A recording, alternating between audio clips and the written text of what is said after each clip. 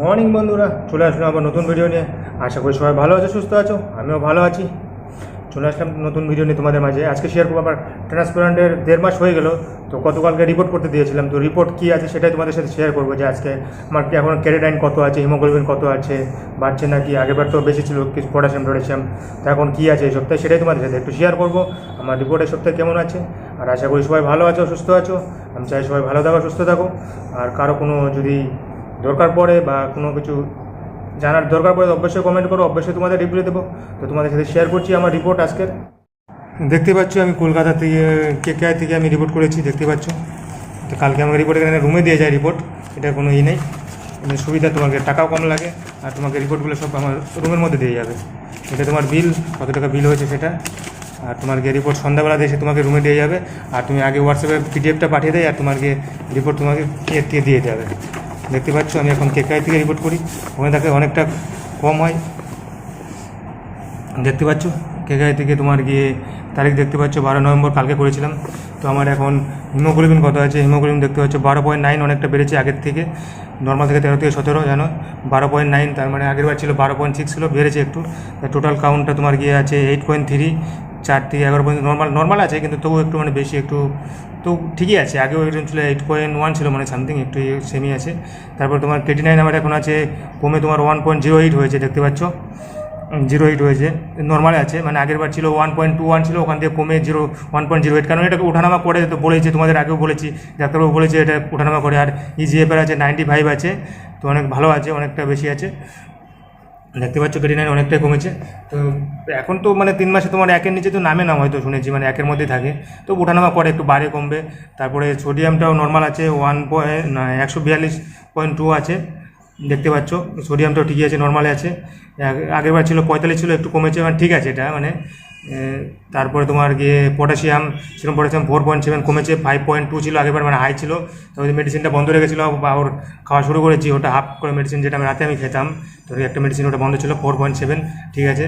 সুগারটাও normally আছে, 85 আছে, কিন্তু আগের থেকে একটু বেড়েছে। তোমার আগে ছিল 81, ছিল 85, মানে এটা এখন তো মেডিসিন খেলে মানে সাইড এফেক্ট করে, সুগার হওয়ার চান্স থাকে।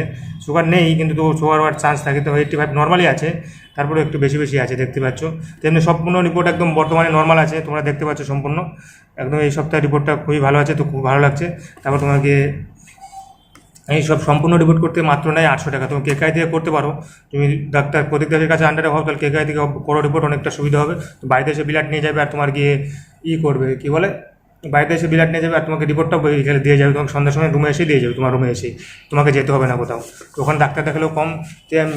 তারপর দেখতে পাচ্ছ আমার ইউরিন টেস্ট, এটা এদিনে ইউরিন টেস্ট যেটা বললাম, কালার আছে তোমার গিয়ে ইয়েলো স্ট্রো আছে, মানে ঠিক আছে, কালারটা একটু মাঝে মধ্যে ওটা কম বেশি ওটা হতেই পারে।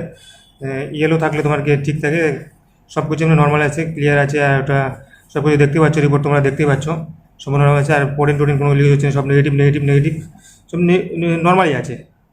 সব কিছু নিচেও দেখতে পাচ্ছ সম্পূর্ণ নর্মালি আছে, তোমরা সম্পূর্ণ রিপোর্ট দেখতে পাচ্ছ, তোমাদের সাথে শেয়ার করছি, দেখতে পাচ্ছ সম্পূর্ণ নর্মাল আছে। তো আমি ভাবলাম এই সপ্তাহে আর ডাক্তার দেখাবো না, সামনের সপ্তাহে আবার রিপোর্ট করবো, তখন দেখাবো, কারণ সম্পূর্ণ নর্মাল আছে। নর্মাল থাকলে তো দেখানো অতটা প্রয়োজন নেই ডাক্তার। তোমরাও যারা করছো তাদেরকে আমি সাজেস্ট করবো, যদি নর্মাল থাকে তাহলে তোমাকে ডাক্তার দেখানোর অতটা প্রয়োজন নেই।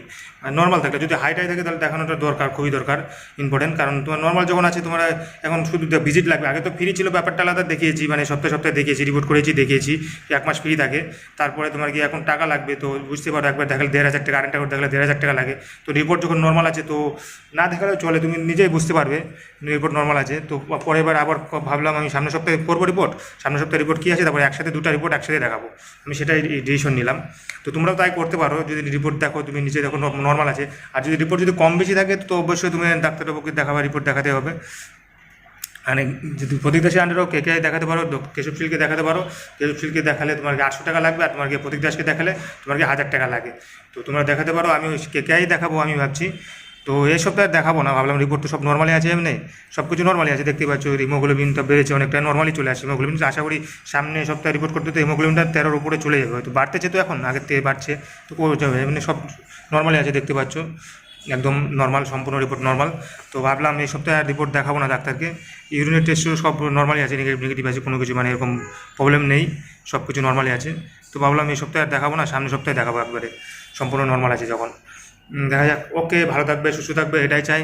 এটাই ছিল আমার এই সপ্তাহের রিপোর্ট, মানে 1.5 মাস হয়ে গেলো, 1.5 মাস পরে এই রিপোর্ট। আর উঠানামা একটু করে, তো টেনশন করবে না। যারা ট্রান্সপ্লান্ট করেছে নতুন, যে তাদের ক্রিয়েটিনিন বেড়ে যাচ্ছে, কমছে না, অনেকের ধীরে ধীরে কমে, অনেকের বলে আমার সম্পূর্ণ রিপোর্ট। তো অনেকে টেনশন করো যে মানে ক্রেডিট অনেকে বেড়ে যাচ্ছে বা কমছে না, অনেকে ধীরে ধীরে কমছে, আবার বাড়ছে কমছে, ওটা তো স্বাভাবিক হয়েই থাকবে। তো যারা নতুন ট্রান্সফার করছে তারা টেনশন করো না, ওটা ধীরে ধীরে হবে। মানে নতুন কিডনি বুঝতে পারো, তোমার শরীরে একটা অ্যাডজাস্ট হতে, নতুন জিনিস অ্যাডজাস্ট হতে একটু টাইম লাগবে। তো 3 মাস 6 মাস লাগবে, 6 মাস 1 বছর পরেও কারো ক্রেডিট বেড়ে যাচ্ছে আবার কমে যাচ্ছে, হয় ওটা, মানে ওঠানামা একটু করে, মানে বুঝতে, ওটার জন্য টেনশন করবে না। জলটা ঠিক মতো খাবে, যারা নতুন ট্রান্সফার করছো আমি বলবো তাদের জলটা সাজেস্ট করবে, ডাক্তার যেভাবে বলেছে সেভাবেই চলবে, আর ডায়েটটা ঠিক মতো মেনটেন করবে। আমি তোমাদের সাথে এরপর থেকে ডেলি ব্লগ শেয়ার করবো আমি কী খাবার। আমার তো মানে একদম আমার খাবার থেকে খেতেই পারবে না আশা করি, মানে একদম ডায়েটটা মানে একদমই করছি, মানে তেল মশলা একদম ছাড়া, দেখতে পাবে। তোমাদের সাথে শেয়ার করবো, ধীরে ধীরে সবটাই শেয়ার করবো।